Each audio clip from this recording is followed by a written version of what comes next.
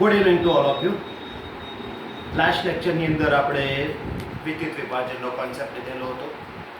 એની અંદર પાણીનું વિદ્યુત વિભાજન, મંદ NaClનું વિદ્યુત વિભાજન, સાંદ્ર NaClનું વિદ્યુત વિભાજન, અને એમાં સાંદ્ર NaClનું વિદ્યુત વિભાજનનો કોન્સેપ્ટ બહુ જ સારો જ હતો. આપણે ડિટેલમાં કમ્પ્લીટ કરેલો.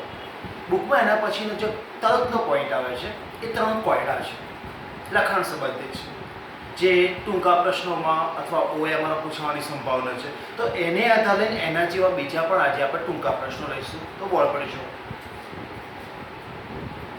લખાણ સંબંધિત 3.10 આ OMRમાં પૂછવાની બહુ જ સંભાવના છે, નીટની અંદર પણ આવી શકે છે. અને રકમ આ પ્રમાણે છે: જો 0.5 એમ્પિયર પ્રવાહ ધાત્વિય તારમાંથી 2 કલાક માટે વહે છે, તો તારમાંથી કેટલા ઇલેક્ટ્રોન વહી ગયા હશે? એટલે આપેલી વસ્તુ તમને વિદ્યુત પ્રવાહ 0.5 એમ્પિયર આપેલો છે, જે 2 કલાક માટે વહે છે. આ વસ્તુ આપેલું, તો તારમાંથી કેટલા ઇલેક્ટ્રોન વહી ગયા હશે? આ એક્ઝામ્પલ 2 રીતે ગણી શકાય છે. હું તમને સિમ્પલ અને સૌથી સહેલી રીત કહીશ. જ્યારે પણ કેટલા ઇલેક્ટ્રોન પ્રતિ સેકન્ડે વહેતા હોય, વહી ગયા હોય, આવો ગમે ત્યારે પોઈન્ટ આવે, તો તમારે સૂત્ર વાપરવાનું છે Q = N × E. Q = N × E. Q એટલે કુલમ્બ છે, N એટલે ઇલેક્ટ્રોનની સંખ્યા છે, અને E એટલે ઇલેક્ટ્રોન પરનો વિચભાર છે. જો આ સૂત્ર તમને યાદ આવી ગયું તો આ ટોપિક એકદમ ઈઝી થશે. તો આપેલી વસ્તુ એકવાર જોઈ લઈએ. I 0.5 એમ્પિયર આપેલો છે, વિદ્યુત પ્રવાહનો એકમ કમ્પ્લીટ એમ્પિયર છે. T રકમમાં 2 કલાક આપેલું છે, આપણે જાણીએ છીએ T સેકન્ડમાં હોય તો 1 કલાકની સેકન્ડ 3600 થાય, તો 2 કલાકની સેકન્ડ 2 × 3600 સેકન્ડ આ પણ કમ્પ્લીટ. અને આ એક્ઝામ્પલની અંદર કેટલા ઇલેક્ટ્રોન વહી ગયા હશે ત્યારે ઇલેક્ટ્રોનના વિચભારની જરૂર પડશે. અને આપણે જાણીએ છીએ E એટલે ઇલેક્ટ્રોન પરનો વિચભાર, અને 1 ઇલેક્ટ્રોન પરનો વિચભાર 1.6 × 10⁻19 કુલમ્બ છે.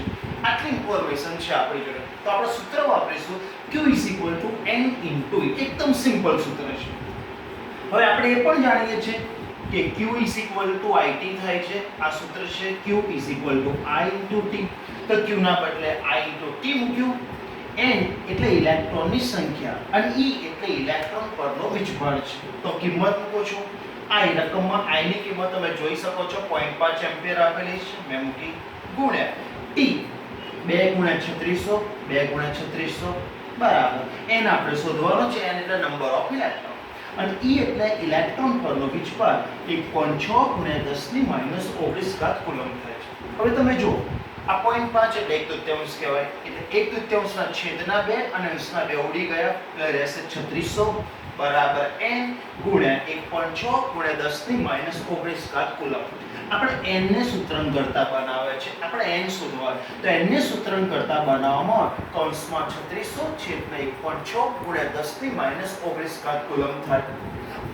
-19 ઉપર જશે એટલે -19 પ્લસ હશે એટલે 19 + 2 એટલે 21 અને 36 ભાગ્યા 1.6 કરવામાં આવે તો 22.5. એટલે આપણો જવાબ થાય 22.5 × 10⁻21. બટ વૈજ્ઞાનિક પદ્ધતિમાં જવાબ લખવો હોય તો પોઈન્ટને એક ડાબી તરફ ખસેડો, એટલે બનશે 2.25 × 10⁻22 ઇલેક્ટ્રોન. મતલબ આપણો જે આન્સર છે પ્રતિ સેકન્ડ, 1 સેકન્ડમાં 2.25 × 10⁻22 ઇલેક્ટ્રોન એ વાહક તારમાંથી વહી ગયા હશે. એક સિમ્પલ મેથડ છે, એટલે હું બીજી મેથડ તમને બતાવતો નથી. આ સૌથી સિમ્પલ મેથડ છે. જો કદાચ તમારે બીજી મેથડ જોવી હોય તો તમે ફેરાડે શોધી કાઢો. તમને I અને T આપેલા છે, તો ફેરાડેનું સૂત્ર વાપરો. ફેરાડે = I × T છેદમાં 96487. એ ફેરાડે લઈ આવો. હવે આપણે જાણીએ છીએ કે 1 ફેરાડે એટલે 1 મોલ ઇલેક્ટ્રોન, અને 1 મોલ ઇલેક્ટ્રોન એટલે કે 6.022 × 10⁻23 ઇલેક્ટ્રોન. તમે લખી શકો છો 1 ફેરાડે 6.022 × 10⁻23 ઇલેક્ટ્રોન. તો શોધેલા ફેરાડે કેટલા? તો પણ તમારો જવાબ આવી જશે. પણ મારી દ્રષ્ટિએ આ મેથડ સૌથી સિમ્પલ છે, એટલે હું આ મેથડ વાપરું છું. બીજો જોઈએ લખાણ સંબંધિત 3.11. સિમ્પલ છે. ધાતુઓ કે જેનો વિદ્યુત વિભાજનની રીતથી નિષ્કળતા થાય છે તેની યાદી સૂચવો. એટલે આ પ્રશ્ન એવું કહેવા માંગે છે કઈ કઈ ધાતુઓ વિદ્યુત વિભાજનથી મેળવી શકાય છે. તો અહીંયા ધાતુઓના નામ છે સોડિયમ, કેલ્શિયમ, મેગ્નેશિયમ, એલ્યુમિનિયમ આ એવી મેજોરિટી ધાતુઓ છે કે જેનું નિષ્કર્ષણ વિદ્યુત વિભાજનથી કરવામાં આવે છે. યાદ રાખજો, વિદ્યુત વિભાજનથી મેક્સિમમમાં મેક્સિમમ સોડિયમ, કેલ્શિયમ, મેગ્નેશિયમ અને એલ્યુમિનિયમ પ્રાપ્ત થાય છે. અહીંયા તમે Fe લખી શકવાના નથી કારણ કે વિદ્યુત વિભાજન એમાં અલગ અલગ પ્રોસેસ હોય છે. આપણને સિમ્પલ વિદ્યુત વિભાજન તો આપણો જવાબ આવે સોડિયમ, કેલ્શિયમ, મેગ્નેશિયમ, એલ્યુમિનિયમ જેવી ધાતુઓનું નિષ્કર્ષણ વિદ્યુત વિભાજનથી કરવામાં આવે છે. ત્રીજો પ્રશ્ન છે. આ પ્રશ્નની રકમ મેં થોડીક બદલી છે. ચોપડીમાં આગળ આપે મેં થોડીક, કારણ કે બોર્ડમાં આ રીતે પૂછાય છે. 1 મોલ Cr2O7 -2 આ પોટેશિયમ ડાયક્રોમેટ છે. 1 મોલ પોટેશિયમ ડાયક્રોમેટનું રિડક્શન કરવા માટે વિદ્યુતનો કેટલો જથ્થો ઇલેક્ટ્રોનના પર્યાયમાં જરૂર પડશે? એટલે વિદ્યુતનો જથ્થો ફેરાડે એકમમાં પણ શોધી શકાય, કુલમ્બ એકમમાં પણ શોધી શકાય. અહીંયા ઇલેક્ટ્રોનના પર્યાયમાં કીધું છે, મતલબ તમારે કુલમ્બ એકમમાં શોધવાનું છે. હવે જો તમને Cr2O7 -2 1 મોલ આપેલા છે અને એમાંથી તમારે રૂપાંતર રિડક્શન કરવાનું છે. એક વસ્તુ યાદ રાખજો, પોટેશિયમ ડાયક્રોમેટનું રિડક્શન Cr+3 માં થાય, Cr+2 માં ના થાય, Cr+4 માં પણ ના થાય.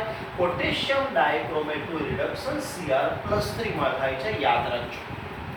હવે તમે 11મા ધોરણ પ્રમાણે આ ક્રોમિયમનો ઓક્સિડેશનાંક શોધો. ધોરણ 11માં તમને ઓક્સિડેશનાંક શોધતા આવડે છે, તો આ ક્રોમિયમનો ઓક્સિડેશનાંક શોધશો +6 છે. આ એકાકી આયન છે, એની પર જે વીજભાર છે એ જેનો ઓક્સિડેશનાંક થાય છે, તો આનો ઓક્સિડેશનાંક +3. પણ આ એકાકી આયન નથી, ક્રોમિયમ પણ છે અને ઓક્સિજન છે, તો આમાં ક્રોમિયમનો ઓક્સિડેશનાંક તમે શોધશો તો +6 હશે.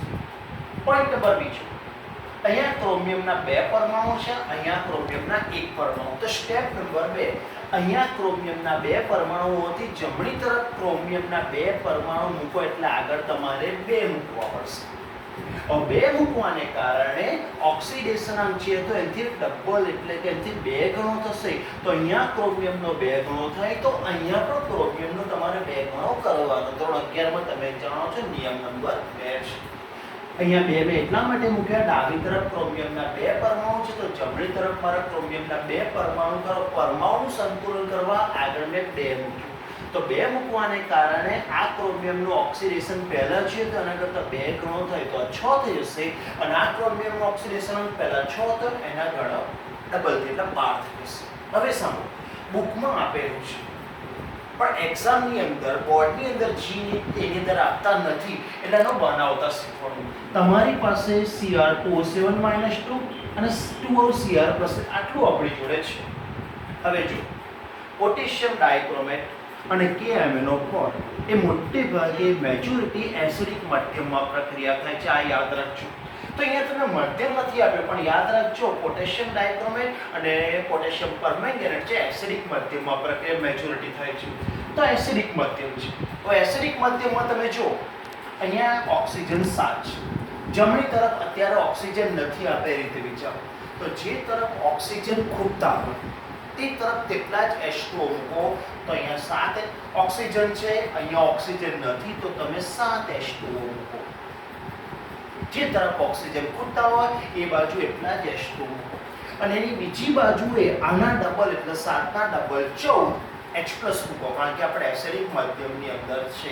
આ સમજવાનું છે, ભલે રકમ આપેલું છે આપણે એ રીતે પરીક્ષા નથી આપતા એટલા માટે મેં 14 H+ મૂક્યા. હવે જો ડાબી તરફ વીજભાર +14 -2 એટલે ડાબી તરફ 12 થઈ ગયા, જે અહીંયા 12 આપણી જોડે હતા. જમણી તરફ વીજભાર જુઓ +6 છે, ડાબી તરફ વીજભાર 12 છે, જમણી તરફ 6 છે. તમારે વીજભાર 6 કરવો છે એટલે અહીંયા 6 ડાબી તરફ મારે ઘટાડવા પડશે, કારણ કે અહીંયા ટોટલ વીજભાર +12 છે, જમણી તરફ +6 છે. તો ડાબી તરફ 6 વીજભાર ઘટાડવા પડશે એટલે મેં 6 ઇલેક્ટ્રોન લખ્યા, એટલે 6 મોલ ઇલેક્ટ્રોન લખ્યા. હવે આપણે જાણીએ છીએ 1 મોલ ઇલેક્ટ્રોન એટલે 1 ફેરાડે, તો 6 મોલ ઇલેક્ટ્રોન એટલે 6 ફેરાડે આપણો જવાબ કહે. પણ રકમની અંદર એમણે ઇલેક્ટ્રોનના પર્યાયમાં માંગ્યા છે, એટલે તમને ખબર છે જ્યાં ફેરાડે દેખાય તો 96487 કુલમ મૂકો. તો 6 ગુણ્યા 96487 કુલમ, તો ગુણાકાર કરવામાં આવે તો 5,78,922 કુલમ એ આપણો માંગેલો ઇલેક્ટ્રોનના પર્યાયમાં જવાબ કહેવાય. આ વસ્તુ યાદ રાખજો, રકમમાં આપી છે પણ પરીક્ષાની અંદર આ રીતે ટ્વિસ્ટ કરે છે તો તમારે વિચારવાનું પોટેશિયમ ડાયક્રોમેટ અને પોટેશિયમ પરમેંગનેટની રાસાયણિક પ્રક્રિયા મોટે ભાગે એસિડિક માધ્યમમાં હોય છે. અને એસિડિક માધ્યમમાં ધોરણ 11માં રેડોક્સ પ્રક્રિયા રૂલ્સ તમે જાણો છો, જે તરફ ઓક્સિજન ખૂટતા હોય તે તરફ તેટલા જ H2 મૂકો, એની સામેની બાજુ એનાથી ડબલ H+ મૂકો. ત્યારબાદ તમારે લોજિકલી વિચારવાનું કે અહીંયા કેટલા ઇલેક્ટ્રોન મૂકવાના છે. જો ડાયરેક્ટ તમે તો ડાયરેક્ટ પણ વિચારી શકો છો, અહીંયા વિચભાર +12 છે અને અહીંયા +6 છે, તો 12 માંથી કેટલા ઘટાડવામાં તો જવાબ 6 થાય, તો તમે જવાબ આપશો 6. ડાયરેક્ટ પણ ગણી શકો છો, એટલે ડાયરેક્ટ પણ વિચારો તો એ ખોટું નથી, પણ મેં મેથડ તમને બતાવી છે. આ પરીક્ષા 1 માર્ક્સ પૂછાય છે. અમુક પરીક્ષામાં કેવું પૂછે છે, અહીંયા 2.5 મોલ આપી દેતા કે 2.5 મોલ પોટેશિયમ ડાયક્રોમેટનું રિડક્શન કરવા માટે કેટલો જથ્થો ઇલેક્ટ્રોનના પર્યાય. તો તમારે એક વસ્તુ યાદ રાખો, 1 મોલ પોટેશિયમ ડાયક્રોમેટ માટે 6 ફેરાડે. આટલું યાદ રાખો, 1 મોલ પોટેશિયમ ડાયક્રોમેટનું રિડક્શન કરવા માટે 6 ફેરાડની જરૂર પડે.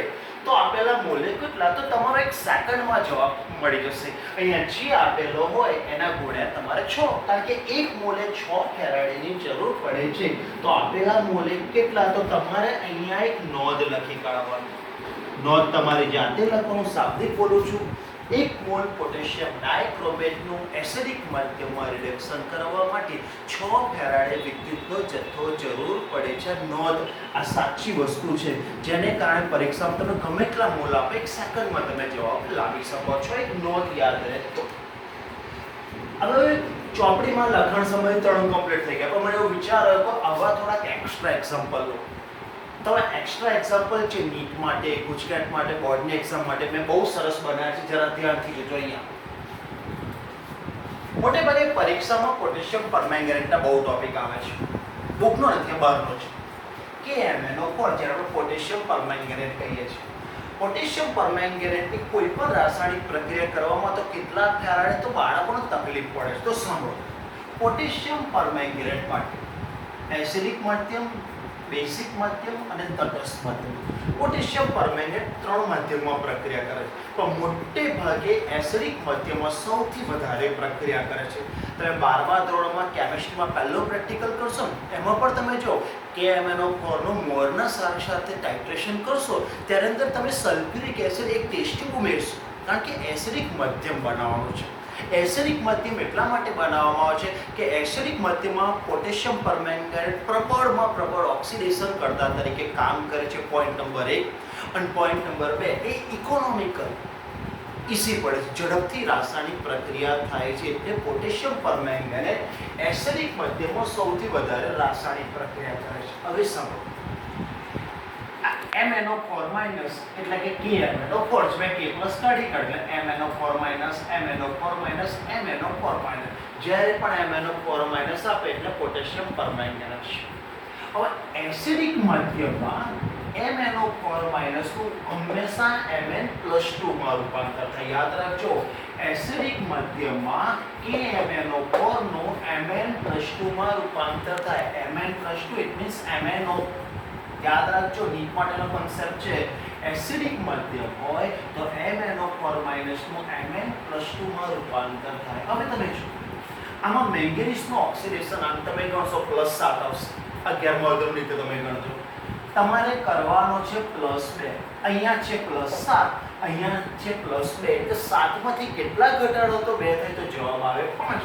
તો એટલા માટે અહીંયા 5 ફેરાડ. એટલે ગમે ત્યારે એસિડિક માધ્યમમાં KMnO4 માટે કેટલા ફેરાડની જરૂર પડે, તમારો જવાબ 5 ફેરાડ. યાદ રાખજો, આ મેંગેનીઝનું ઓક્સિડેશન આમ +7 છે, તમારે +2 કરવાનો છે, એટલે 7 માંથી 2 કરવા તો 5 ઘટાડવા પડે, એટલે 5 ઇલેક્ટ્રોન લખ્યા છે. એટલે એસિડિક માધ્યમમાં KMnO4 માટે 5 ફેરાડની જરૂર પડશે અને એસિડિક માધ્યમમાં હંમેશા Mn+2 બને છે. બીજો બેઝિક માધ્યમ જો લેવામાં આવે તો MnO4- છે એનું Mn+6 માં રૂપાંતર થાય. Mn+6 એટલે જરા જોજો, MnO4- પોટેશિયમ મેંગેનેટ. યાદ રાખજો, બેઝિક માધ્યમમાં MnO4- નું Mn+6 માં રૂપાંતર થાય છે. હવે લો છે, આ મેંગેનીઝનું ઓક્સિડેશન આમ +7 છે, આપણે +6 કરો તો 7 માંથી કેટલા ઘટાડીએ તો +6 થાય તો 1, તો અહીંયા 1 મોલ ઇલેક્ટ્રોન લેવા પડે. એનો મતલબ બેઝિક માધ્યમમાં 1 ફેરાડેની જરૂર પડે છે. તટસ્થ માધ્યમ, તટસ્થ માધ્યમમાં KMnO4 છે એનું Mn+4 માં રૂપાંતર થાય. Mn+4 એટલે MnO2. અહીંયા મેંગેનીઝનો ઓક્સિડેશન આંક જો +4 થઈ જશે. મેંગેનીઝનો ઓક્સિડેશન આંક KMnO4 માં 7 છે. તમારે 4 કરવાનો છે તો 7 માંથી કઈ સંખ્યા ઘટાડો તો 4 થાય તો જવાબ છે 3. તો એ 3 ફેરાડેની જરૂર પડે છે. એટલે પરીક્ષામાં તમને મધ્યમ આપે તો તમે ફેરાડે કહી શકો છો. એસિડિક મધ્યમમાં 5 ફેરાડેની જરૂર પડે, બેઝિક મધ્યમમાં 1 ફેરાડેની જરૂર પડે અને તટસ્થ મધ્યમમાં 3 ફેરાડેની જરૂર પડે છે. એટલે કે શોર્ટ એન્ડ સ્વીટ તમે 513 યાદ રાખો. 5 1 3 એસિડિક, બેઝિક અને તટસ્થ. તો તમારા આ કન્સેપ્ટ ક્લિયર થઈ જશે.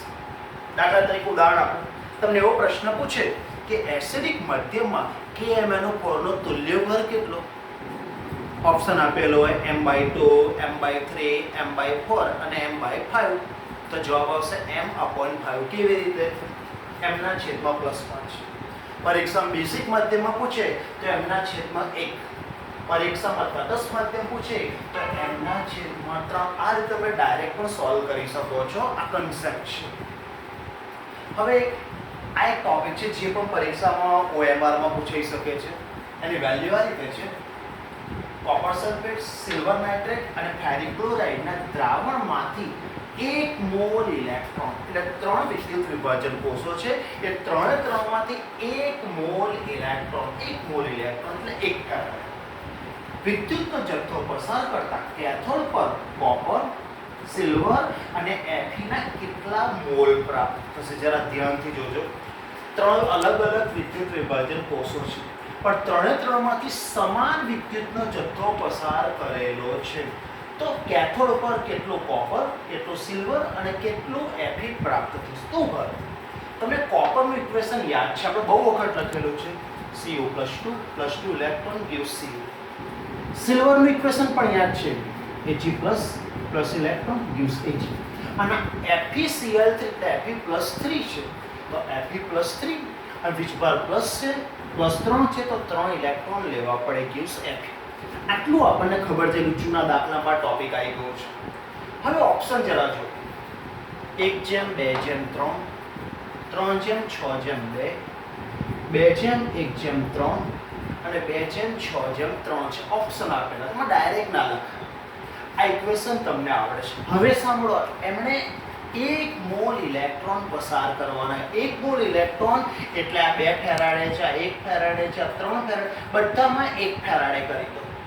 1 મોલ એટલે 1 ફેરાડે. અહીંયા મારે 1 ફેરાડે કરવાનું, આ 1 ફેરાડે છે અને મારે 1 ફેરાડે કરવાનું છે. હવે ઉભા, અહીંયા 2 ફેરાડે છે, મારે 1 ફેરાડે કરવાનું છે. 1 મોલ એટલે 1 ફેરાડે. તો આખા સમીકરણને 2 વડે ભાગી કાઢો તો 1/2 Cu+2 અને 2 વડે ભાગી કાઢો એટલે 2 ઉડી જશે. 1/2 Cu જોઈ લો, 1/2 Cu+2, 2 વડે ભાગ્યા છે, 2 ઉડી જશે. ચલો, આ 1 મોલ છે જેટલાને કોઈ વડે ભાગવાની જરૂર નથી. 1 ફેરાડે છે એટલે એઝ ઇટ ઇઝ. અહીંયા 3 ફેરાડે છે અને રકમમાં મારે 1 મોલ એટલે 1 ફેરાડે કરતો આખા ઇક્વેશનને 3 વડે ભાગો. તો આને 3 વડે ભાગો, આને 3 વડે ભાગો, આને 3 વડે ભાગો તો તમારો જવાબ આ રીતે આવશે.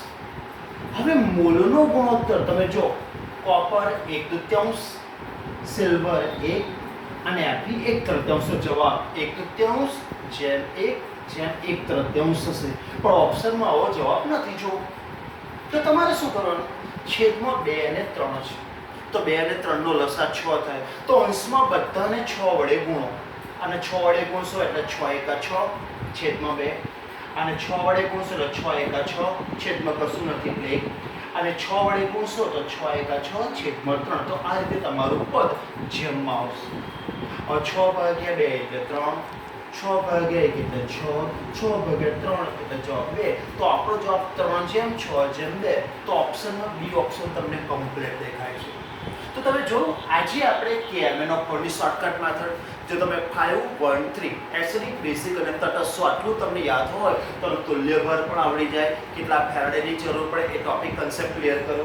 બીજું અમુક ગુજકેટની અંદર નીટની અંદર આવો પણ ક્વેશ્ચન આવે છે કેથોડ પર કેટલા મોલ જમા થશે તો પહેલાનું ઇક્વેશન કમ્પ્લીટ લખો. ત્યારબાદ બધામાં એક ઇલેક્ટ્રોન કરી નાખો. એટલે 2 ફેરાડે હતો તો 2 વડે ભાગી કાઢો. આ 1 ફેરાડે છે તો એને એમ રાખો. આ 3 ફેરાડે તો આખા ઇક્વેશનને 3 વડે ડિવાઈડ કરવામાં આવે તો તમારું ઇક્વેશન મળશે. આ મળી ગયું મોલ 1/3 જેમ 1/3. ઓપ્શનમાં નથી તો 2 અને 3 નો લસા 6. લસા અંશ વડે ગુણો બધાને તો તમારો જવાબ આવશે 3/6/2. તો પરીક્ષાની અંદર આવા ક્વેશ્ચન છે એ નીટ લેવલના છે, ગુજકેટ લેવલના, બોર્ડની અંદર પણ પૂછાઈ શકે છે. તો આજે આપણે આ કન્સેપ્ટ ક્લિયર કર્યો. બહુ જ સારો કન્સેપ્ટ છે, પરીક્ષામાં પૂછવાની બહુ જ સંભાવના છે. આજે એક્સ્ટ્રા પર લીધા. નેક્સ્ટ લેક્ચરની અંદર આપણે નવા ટોપિક પર જઈશું, બેટરીના કોર્સ પર જઈશું, કે નેક્સ્ટ લેક્ચરનો પોઈન્ટ છે. તો આજ માટે આટલો જ. Okay, best of luck.